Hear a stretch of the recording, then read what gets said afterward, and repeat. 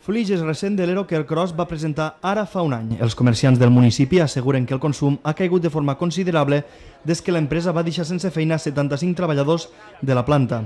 A més, els botiguers es mostren inquiets perquè les compres puguin caure encara més quan s'acabi el subsidi d'atur dels treballadors acomiadats. Ja ha passat un any del tema de la fàbrica del Cros. Podem dir que la gent està en un estat així com a de por, no? Com a congelats, de a veure-les vindre, a veure què passarà.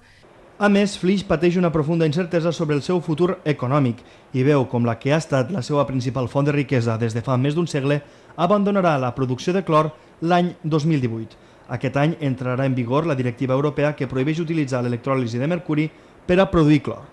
L'Ajuntament i la Generalitat treballen per aconseguir noves activitats industrials a la planta del Cros. Dins d'aquest món tan competitiu, on som molts els municipis que estem intentant atraure inversions cap al nostre poble, hem de tenir en compte que sortim en la posició que sortim, estem intentant vendre tots els actius de Flix, tenim al costat o tenim l'avantatge de tenir al costat l'administració, la Generalitat, però en tot i això hem iniciat un camí complicat, difícil, que portarà temps, però que estem convençuts que finalitzarà en èxit. Estem convençuts de que ens en sortirem.